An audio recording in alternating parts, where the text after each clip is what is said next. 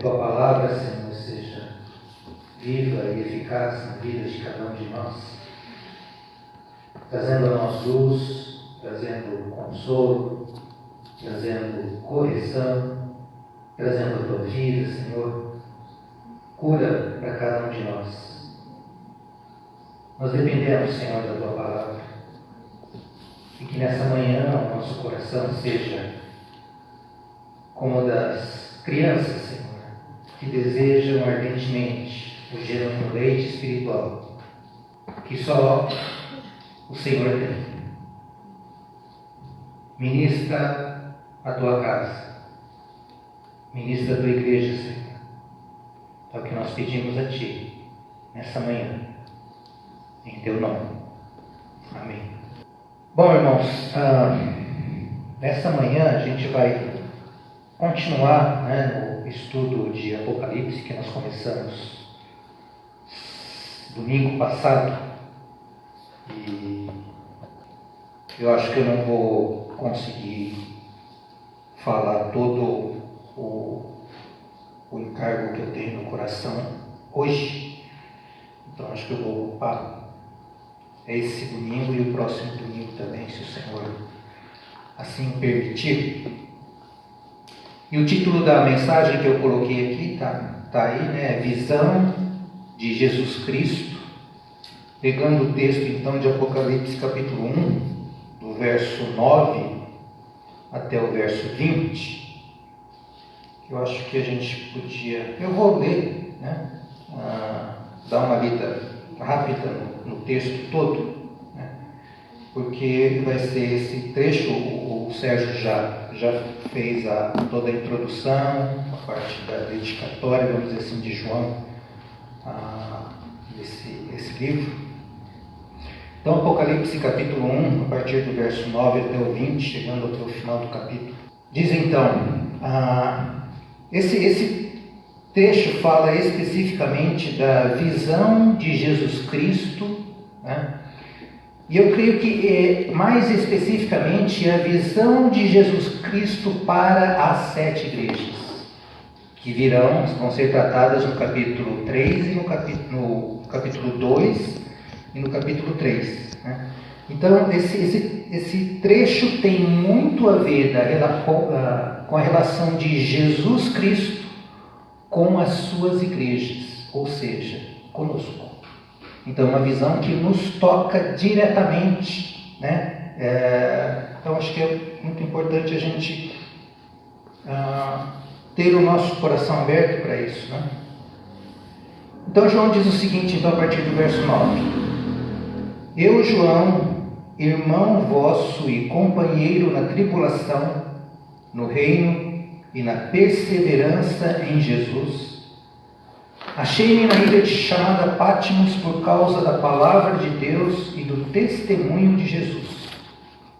Achei-me em espírito no dia do Senhor e ouvi por detrás de mim grande voz, como de trombeta, dizendo: o que vês escreve em livro e manda às 7 igrejas: Éfeso, Esmirna, Pérgamo, Tiatira, Sardes, Filadélfia e Laodiceia. Voltei-me para ver quem falava comigo, e voltado, vi 7 candeeiros de ouro, e no meio dos candeeiros, um semelhante a filho de homem, com vestes talares e cingido à altura do peito, com uma cinta de ouro. A sua cabeça e cabelos eram brancos como a alva lã, como neve, os olhos como chama de fogo, os pés semelhantes ao bronze polido, como que refinado numa fornalha, a voz como voz de muitas águas. Tinha na mão direita 7 estrelas, e da boca saía-lhe uma afiada espada de 2 gumes. O seu rosto brilhava como o sol na sua força. Quando o vi, caí a seus pés, como morto. Porém ele pôs sobre mim a mão direita, dizendo: não temas, eu sou o primeiro e o último, aquele que vive. Estive morto, mas eis que estou vivo pelos séculos dos séculos, e tenho as chaves da morte e do inferno. Escreve, pois, as coisas que viste, e as que são, e as que hão de acontecer depois destas. Quanto ao mistério das 7 estrelas que viste na minha mão direita, e aos 7 candeeiros de ouro, as 7 estrelas são os anjos das 7 igrejas, e os 7 candeeiros são as 7 igrejas. Então essa visão é o tema, né, do nosso compartilhar nessa manhã. E eu queria só, para orientar um pouquinho o nosso estudo a respeito de Apocalipse, né? A divisão mais básica que a gente pode fazer com o livro, né? Eu sei que muitos de nós, inclusive eu, temos o conceito de que Apocalipse é muito complicado, é cheio de coisas que a gente não entende, tem umas coisas estranhas, tem besta, tem fera, tem muita coisa, mas é uma carta do nosso Senhor para os seus, para nós, né? Então, basicamente, acho que a gente podia não deixar que esse conceito do livro de Apocalipse, né, que a gente pode fazer, estão aí, né? 3. Primeiro, as coisas que João viu, que elas estão relatadas no capítulo 1, que é esse que a gente vai estar vendo hoje, né? As coisas que João viu. A segunda divisão são as coisas que são, né? As coisas que são. Então, capítulo 2 e capítulo 3, ela é composta pelas 7 cartas às 7 igrejas da Ásia Menor. E a grande divisão, né, vão do capítulo 4 até o final do livro. Dá para tentar fazer alguma outra divisão, mas assim, bem geralmente, né? E do capítulo 4 ao capítulo 22 são as coisas que hão de acontecer depois dessa. Então, pensando no tempo, as coisas que João viu, as coisas que são e as coisas que vão acontecer depois, né? Simples assim, sem muita complicação, né? Começando então com essa primeira divisão, né, que são as coisas que são, nós temos as coisas que João viu, né? Desculpa. Eu queria voltar para o verso 1 do capítulo 1, né? Capítulo 1, verso 1 de Apocalipse, diz o seguinte: revelação de Jesus Cristo que Deus lhe deu para mostrar aos seus servos as coisas que em breve devem acontecer. Então, 3 coisas importantes também relacionadas ao livro, né? Para quem é essa revelação que está aí, né? Para quê, né, na verdade? É para mostrar. É o que diz aqui no verso 1. Né? Revelação de Jesus Cristo que Deus deu para mostrar.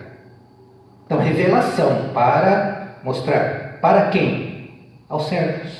Aos seus servos. Servos aqui é doulos, né? Doulo não é um servo qualquer, não é um escravo qualquer. É um escravo de amor, vamos dizer assim. É aquele escravo que escolheu pertencer ao seu Senhor. Talvez ele pudesse escolher uma outra coisa, mas ele escolheu. É escravo por escolha, né? Então, para quê? Para mostrar. Para quem? Mostrar para quem? Para os seus servos. Mostrar o quê? Então, as coisas que em breve devem acontecer. Devem. O Senhor fala, vai acontecer. Porque quem está dizendo? Sou eu. Então, não é que talvez acontecerá. Se acontecer alguma coisa, vai acontecer isso. Não. Elas hão de acontecer, né?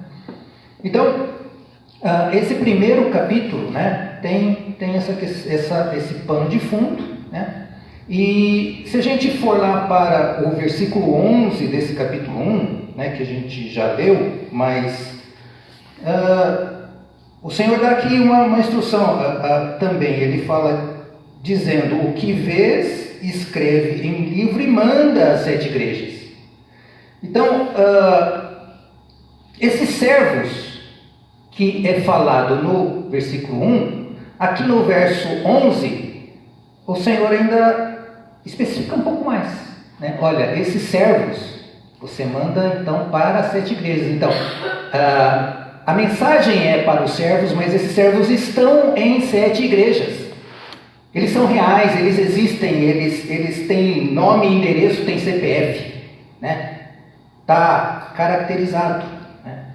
E hoje nós podemos dizer que essa carta foi escrita para nós. Nós podemos dizer que foi endereçada para Isel também, ok? Então, a quem? A nós. Então tem tudo a ver conosco.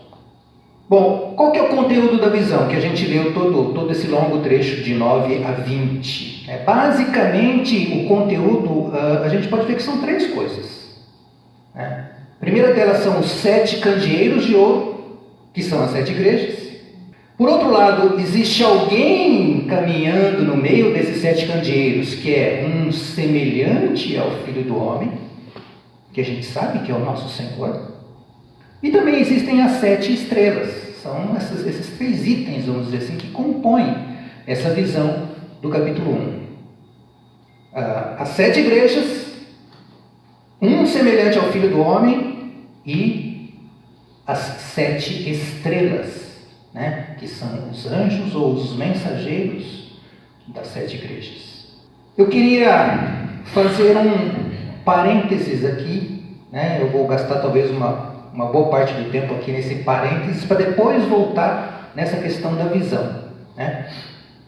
E esse parênteses, irmão, é para a gente pensar um pouquinho, né? Eu fui levado a pensar um pouco. Bom, o Senhor escreveu essa carta e falou para João: João, manda para essas 7 igrejas. Eu falei: Senhor, por que essas 7 igrejas?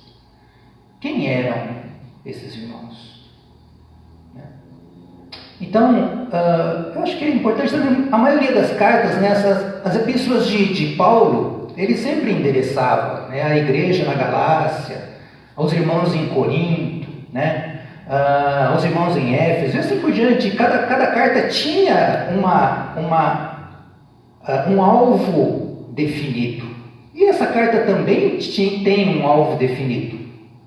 Apocalipse não foi escrita para o mundo. Apocalipse foi escrita à igreja. Foi escrito para nós. Mas quem era essa igreja a qual o Senhor endereçou essa mensagem? Então, a carta de Apocalipse foi escrita, dizem aí os eruditos, né? Talvez entre o ano 90 e o ano 100 da era cristã. Alguns falam por volta do ano 95. Né? Então era a igreja do primeiro século. Irmãos, não havia se passado talvez mais do que 70 anos que o nosso Senhor Jesus havia ressuscitado e ascendido aos céus. Nós estamos falando de um período de, no máximo, 70 anos. 60, 70 anos de vida da igreja. Foi a essa igreja que o Senhor Jesus endereçou primariamente essa carta e essa visão, né? Não só um esqueminha aqui, os irmãos não precisam se preocupar em ler muita coisa, não, mas só para dar uma ideia para os irmãos, né, desse período de tempo. E se a gente pensar que a igreja gentílica, ela começou depois da primeira viagem missionária de Paulo, esse tempo ainda ele vai ser menor ainda, porque a primeira viagem de Paulo foi lá em torno de, deixa eu ver aqui, 48, né, a 50 da era cristã. Então de 50 até 100, irmãos, foi um espaço de 50 anos no máximo, 40, 50 anos que essas igrejas passaram a existir, né? E aconteceu muita coisa, irmãos. Esse período ele é coberto pelo livro de Atos todinho. E toda vez que eu leio Atos, eu já me perguntei várias e várias vezes: Senhor, que igreja? Né? Eu lembro que o irmão Lee, né, definiu o livro de Atos, né, como a propagação do Cristo ressurreto em sua ascensão por meio do Espírito para a produção das igrejas, o reino de Deus. Atos é isso, a propagação do Cristo que ressuscitou e agora ele se espalha por meio do mundo conhecido daquela época, que era o Império Romano. É lógico que existiam mais outras nações, né? Mas principalmente o Império Romano, né? E eu sempre me perguntava, Senhor, como a igreja era maravilhosa naquele período. Os apóstolos saindo, pregando o Evangelho, né? Os irmãos saindo de Jerusalém para outras cidades. A palavra com poder era pregada, milagres sendo feitos. A propagação como uma semente, Pedro levanta e prega o Evangelho, 3.000 são convertidos, né? E eu ficava me perguntando, Senhor, que maravilha. E eu sempre perguntava, talvez por que nós não temos essa experiência hoje? Porque o Senhor é o mesmo, Ele continua sendo o mesmo. E nessa semana, irmãos, caiu a ficha para mim. Por que a igreja em Atos era tão poderosa? Uma coisa que nunca me passou pela cabeça, embora eu soubesse, mas eu nunca liguei uma coisa com a outra. De onde vinha o poder da igreja de Atos? Lógico, do Senhor Jesus. Mas como que essa igreja vivia? E para o meu espanto, né? Espanto que, puxa, cabeça mole, né? Essa igreja, ela cresceu por causa da perseguição. Logo no começo da igreja, levantaram-se perseguições, primeiro dos judeus. Logo no comecinho, quem foi martirizado? Estevão. Estevão, quando começa a falar, ainda no meio dos judeus, por inveja, ele é perseguido, apedrejado e é morto. E o que acontece? A igreja cresce mais ainda. E a perseguição ainda aumenta e a igreja é perseguida a ponto que então a palavra fala que houve uma grande perseguição aos irmãos da igreja em Jerusalém. E o que aconteceu? Os irmãos tiveram que fugir. Eles saíram de Jerusalém e foram para Galiléia e foram levando o Evangelho. Começo da perseguição. É lógico, eles perseguiram o Senhor Jesus, eles mataram o Senhor Jesus. É lógico, e o Senhor falou, olha, assim como me perseguiram, perseguirão vocês também, e eles também sofreram a perseguição, né? O resultado foi que a vida e o Evangelho do Senhor foi espalhado para aquelas regiões, mas não parou aí, né? Chega num determinado momento, Herodes, aí entra o Império Romano em cena. O Império Romano, ele começa a perseguir e teve um dia que eles prenderam todos os apóstolos. Foi tudo para a cadeia. E o Senhor milagrosamente salva todos eles, né? E eles saem e vão pregar. Eles saem da prisão porque eles estavam pregando, eles são libertos da prisão e saem para pregar. Eles vão falar, olha, para nós é mais importante obedecer a Deus do que os homens. Um pouquinho mais para frente, Tiago e Pedro são presos novamente. E aí vem o segundo mártir. Tiago é morto. E a perseguição continua, né? Só para dar algumas pinceladas, né? Como que essa igreja vivia, né? Então, estão aí as referências, né? Atos 5, os apóstolos são presos pelo sumo sacerdote. 7:20, 7:59, Estevão é apedrejado. Atos 8, a grande perseguição contra a igreja, a qual é dispersa, levando junto o evangelho. Atos 9, Saulo, ele pega as cartas, né, dos sacerdotes para poder perseguir os irmãos, perseguir aqueles do caminho, e ele levava as pessoas, os irmãos, amarrados para serem presos. Provavelmente os forçava a blasfemar contra o Senhor. E muitos foram mortos por essa ação de Saulo. Atos 12, Tiago é morto por Herodes. Atos 14, já quando Paulo sai para suas... Já agora não mais Saulo, mas agora como Paulo, ele passa a ser aquele que de perseguidor passa a ser perseguido, né? E Paulo é apedrejado, veja bem, né? E quase morre. Não morreu por milagre. Acho que alguns irmãos falam, olha, acho que Paulo morreu ali e o Senhor o ressuscitou. Eu acho que isso é só achismo, né? Mas Paulo estava numa condição péssima nesse episódio, né? Atos 28, depois de Paulo ser preso em Jerusalém, que ele apela para César, ele vai para Roma, né?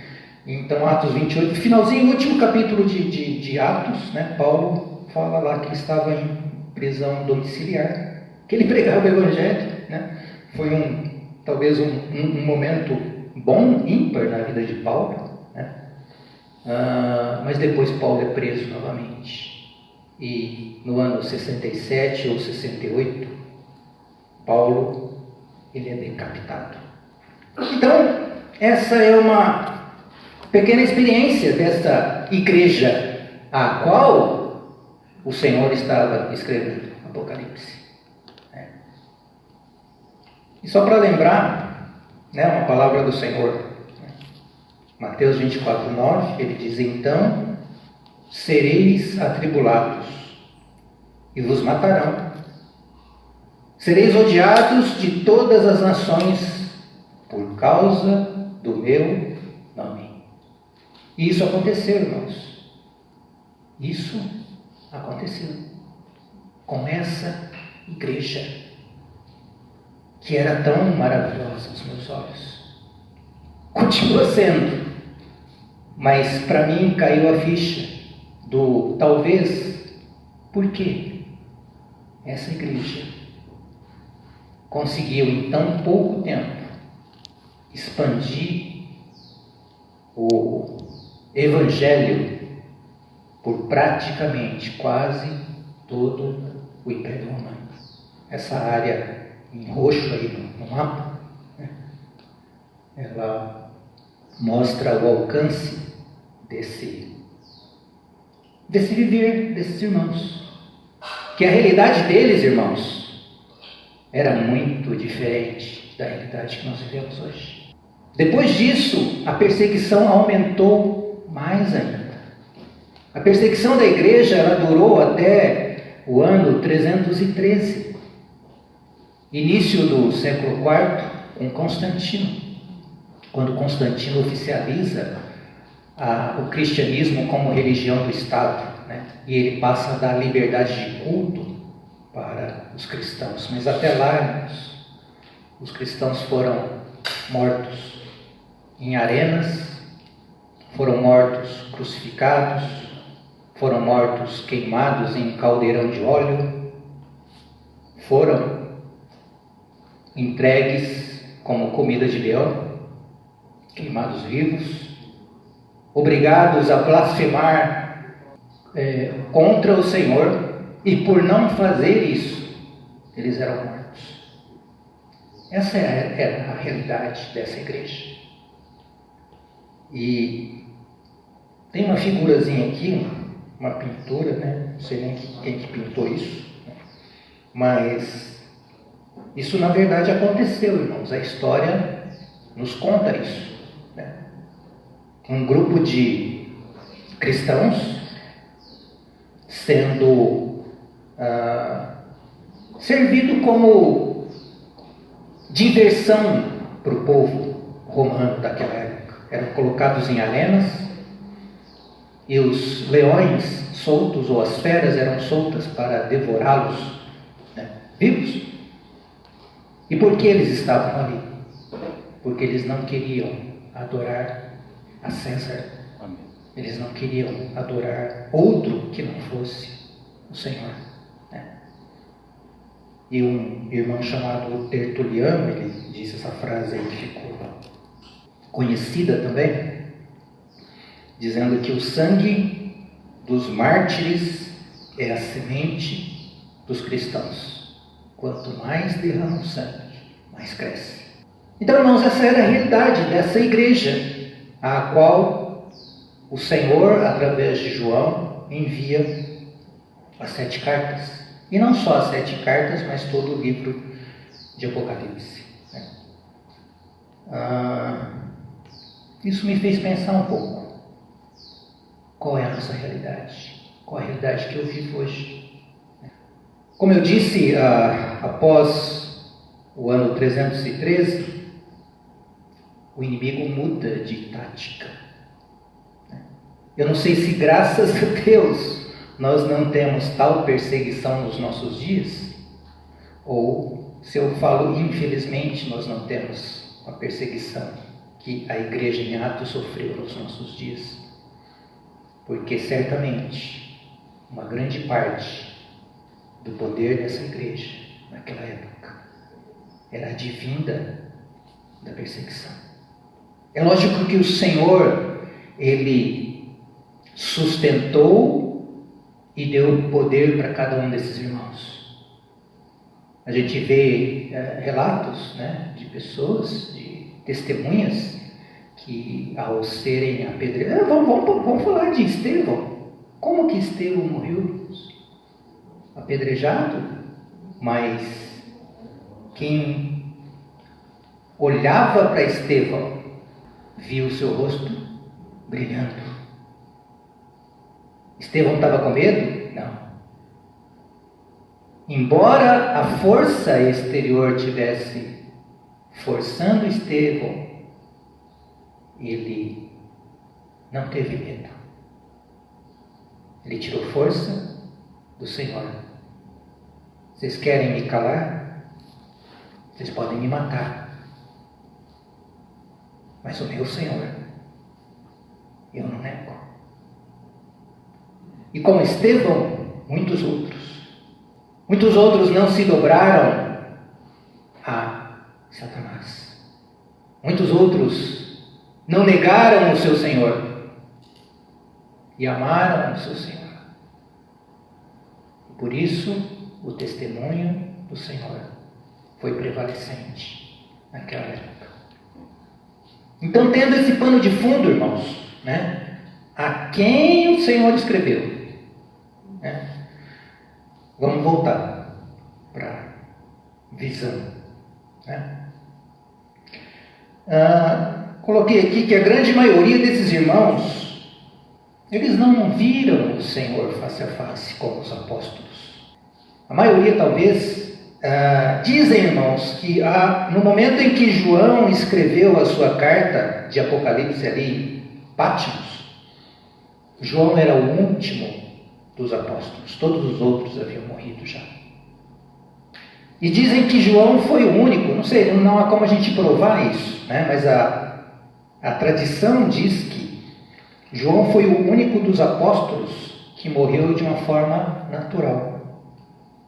Mas mesmo assim dizem que João foi jogado num tacho de óleo fervente para ser morto.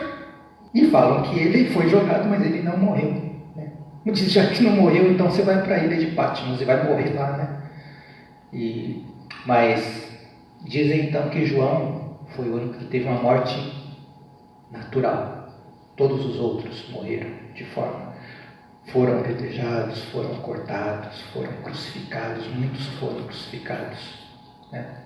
Dizem também que Pedro foi crucificado em Roma, talvez próximo da morte de Paulo, E ele pediu então para ser crucificado de ponta cabeça, né? Porque ele falou que ele não era digno de morrer como o seu Senhor morreu. Então, irmãos, o fruto do trabalho do trabalho apostólico, né, que foram os muitos irmãos, a maioria deles não conheceram o Senhor. Eles não tinham uma Bíblia como nós temos hoje, para talvez ler alguma coisa e nos consolarmos. Eles tinham talvez tinham algumas cartas de Paulo, algumas cartas que eram escritas, né? Mas basicamente o que eles tinham era o testemunho dos apóstolos e dos discípulos a respeito de Jesus Cristo. E isso mudou a vida deles. E com base nisso, eles enfrentaram a própria morte, né? Porque não foram só os apóstolos que morreram, não foram só os apóstolos que foram perseguidos. E aí, lembrando também de Atos 1:8, né? Diz então que o Senhor, então falando, né, recebereis poder ao descer sobre vós o Espírito Santo e sereis minhas testemunhas, tanto em Jerusalém como em toda a Judéia e Samaria e até aos confins da terra. Isso foi cumprido, irmãos, na vida de cada um desses irmãos. Quando o Senhor então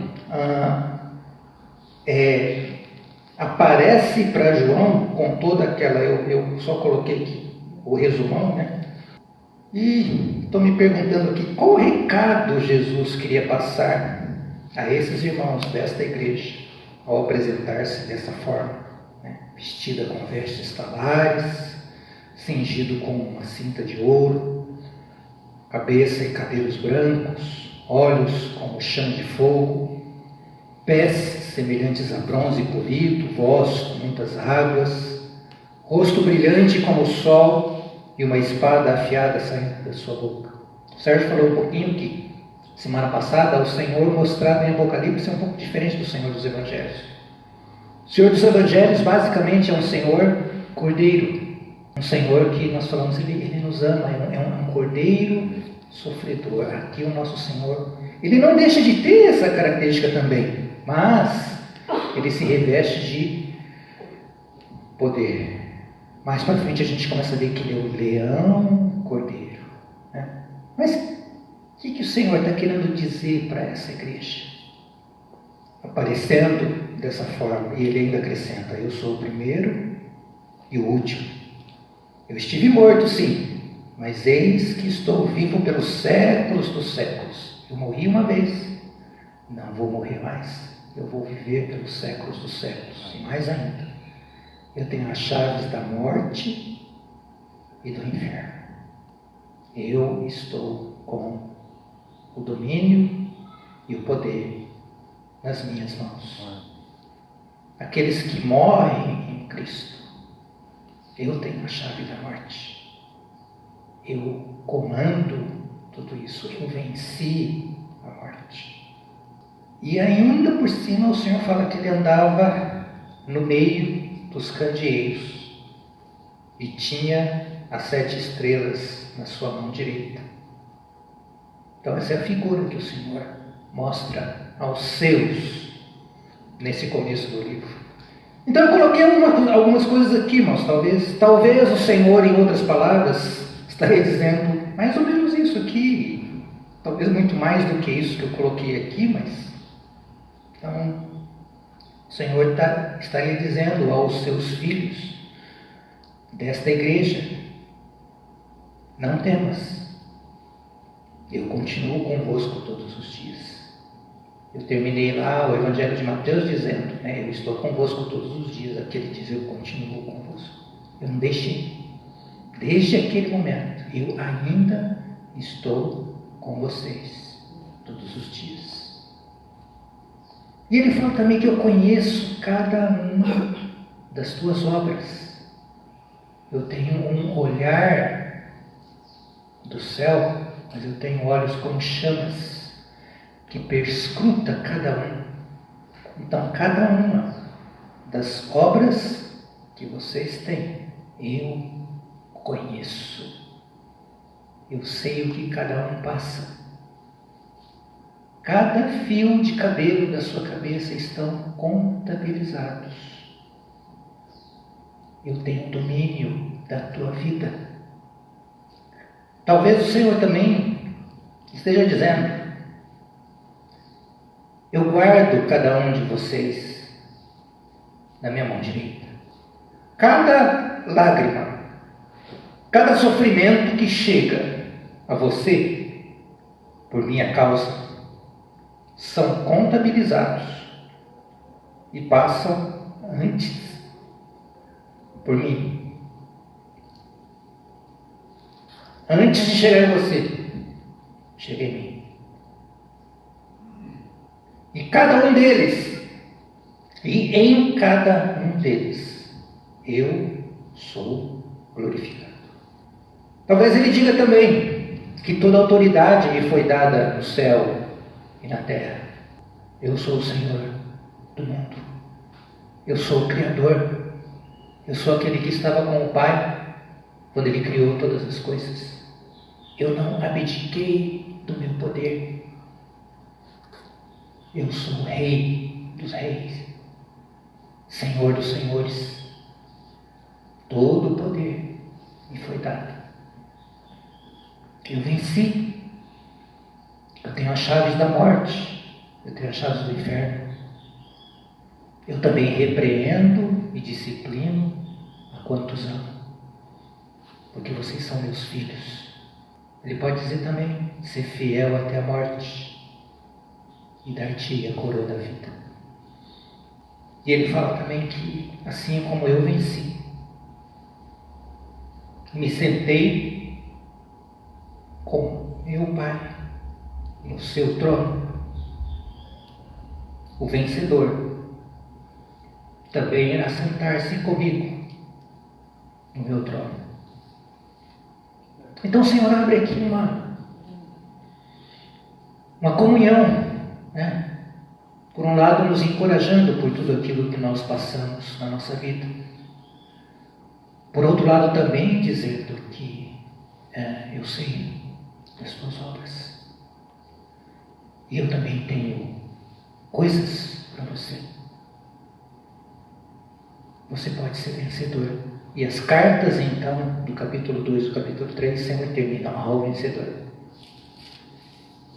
Um encorajamento e um chamamento para cada um de nós. Porque Ele venceu. E Ele quer fazer de nós também vencedores. Cada um de nós podemos ser vencedores, porque Ele venceu. E nós podemos vencer. Amém. Nos assentar com Ele no seu trono. Amém. Bom, eu vou tentar trazer um pouco mais para nós, né, uma aplicação disso que a gente vê, porque a gente lê e às vezes acha bonito, né? Mas o achar bonito só não é suficiente. Apocalipse 1:3, então, só voltando, diz: bem-aventurados aqueles que leem e aqueles que ouvem as palavras da profecia e guardam as coisas nela escritas, pois o tempo está próximo.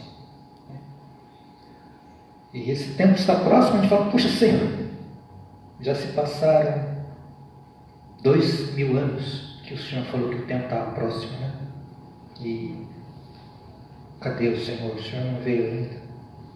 Eu queria só pensar um pouquinho, irmãos, que talvez a gente fique pensando: puxa vida, será que eu teria coragem de ser martirizado se eu tivesse na pele dos irmãos lá naquela época?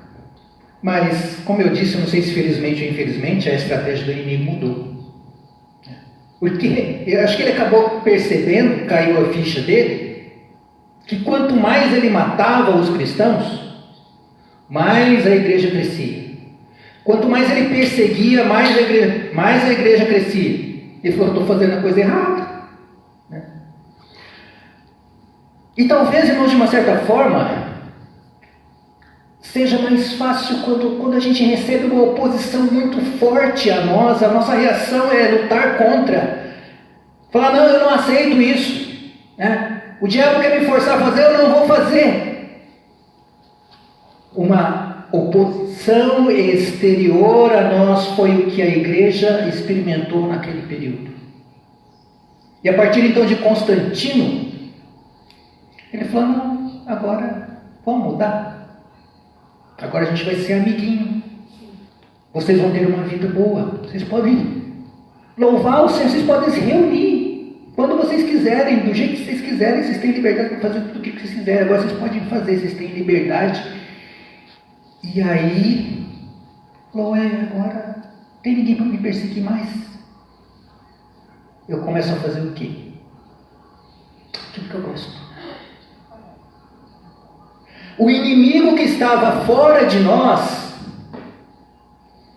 ele passou a estar dentro de nós. O Nero, que açoitava os cristãos, foi substituído pelo eu e pelo pecado que habita dentro de nós. E quanto a esse, irmãos, é mais difícil para nós resistirmos, porque nós não o identificamos como inimigo. Nós não vemos que ele nos mata. Nós não vemos que ele quer culto para ele, ao invés de cultuarmos o Senhor. E os perseguidores externos passaram a ser nós mesmos dentro de nós. Desta forma o inimigo ele se camufla e vem para dentro de nós e nos engana. E talvez nós aprendemos a desfrutar dessa vida. Está tão bom aqui que Senhor, se o Senhor vier, tá bom. Se o Senhor não vier, também tá bom. Porque eu estou confortável aqui. Ninguém me persegue, ninguém me importuna. Eu posso fazer aquilo que eu quero, aquilo que eu gosto. Só que o testemunho do Senhor é prejudicado. E nós vivemos uma vida confortável. Então, irmãos, nessa nova realidade, todos nós que amamos o Senhor, ou para todos nós que amamos o Senhor, a sua vinda deveria ser sempre iminente.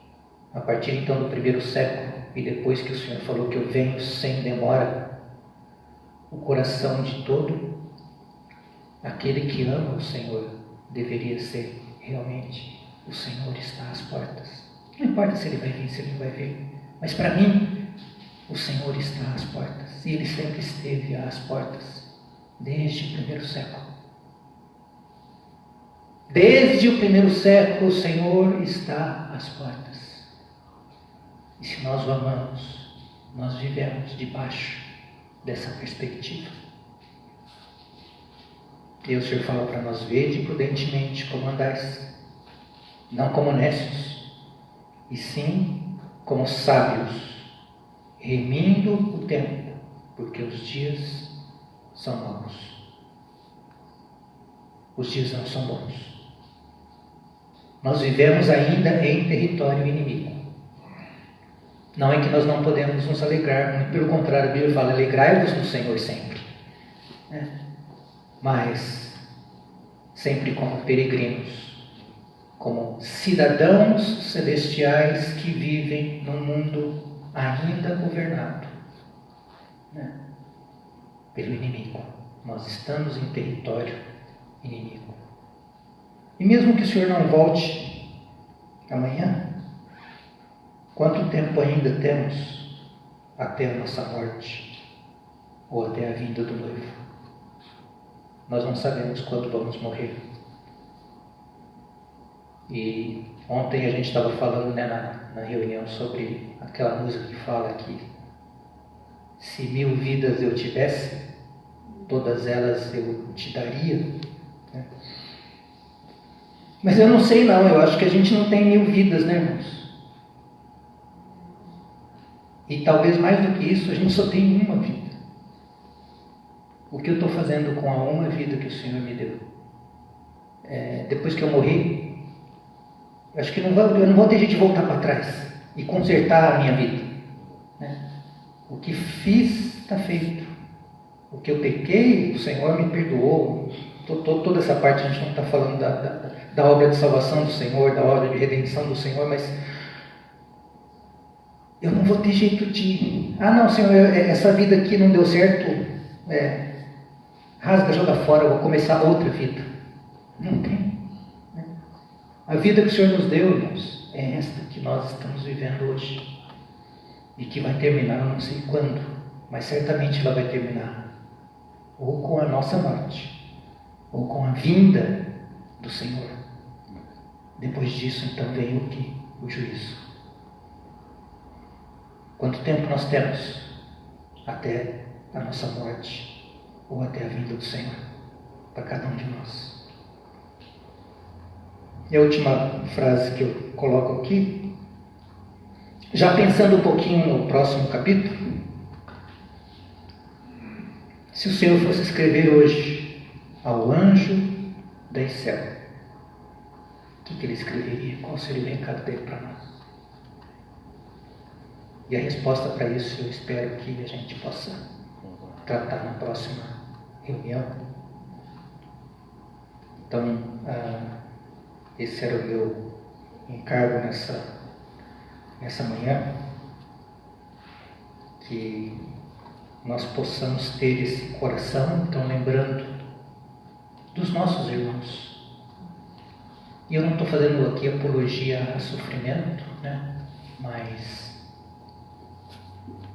já ocorreu a você e a mim que quando nós somos disciplinados pelo Senhor, que quando Ele mexe na nossa vida, não somente nós ganhamos, a igreja é edificada. A igreja ganha. E quando acontece ao contrário, a igreja perde. Por quê? Porque nós somos parte de um só corpo. Então, talvez a alguns o Senhor dê uma dose maior de uma coisa e de outra coisa, mas o fim é que todos nós sejamos vencedores e edificados. Quando somos disciplinados pelo Senhor, não é somente nós, não é para que a vida de Deus cresça somente em nós, porque quando um membro é honrado, todos são honrados. Quando um sofre, todos sofrem. A realidade do corpo, a realidade da igreja é essa. Então, irmãos, vamos lembrar do nosso Senhor, desse Senhor que tem a nossa vida nas suas mãos. Cada um de nós está na sua mão direita. E Ele nos protege, Ele nos guarda. E Ele fala até hoje que não cai um fio de cabelo da nossa cabeça sem que Ele assim o permita. E que todas as coisas contribuem para o bem daqueles que amam a Deus. Por isso nós podemos ter toda a esperança, ter toda a ousadia, toda a coragem. Não de enfrentarmos hoje uma perseguição exterior, que a gente não tem tanto, mas as coisas que o inimigo de Deus tenta fazer na nossa vida para nos desanimar, para nos desencorajar, para questionar a nossa fé, para achar que, ou perguntar, irmãos, eu já me perguntei, e eu tenho certeza que talvez os irmãos já se perguntaram, vale a pena? Será que os irmãos lá da igreja em Atos se perguntavam isso? Vale a pena morrer por alguém que eu não vi? Será que esse Paulo não é doido, não? Nunca vi esse Jesus que ele fala. Será que eu acredito nele? Acho que é melhor eu bandear. Eu vou falar que eu adoro o César. Minha vida vai ser melhor. Mas talvez a grande maioria tinha essa plena certeza. E talvez como Estevão, com o rosto brilhando, ele falava: eu vejo meu Senhor me esperando, mesmo que eu não tenha visto Ele com os meus olhos. Eu sei em quem eu tenho crido e estou certo que Ele é poderoso. Ou como o apóstolo Paulo, que chega no final da vida e fala: corri a carreira, guardei a fé, a coroa está guardada para mim, que o Senhor, reto juiz, me dará naquele dia. Que o Senhor então nos console e nos encoraje. Amém.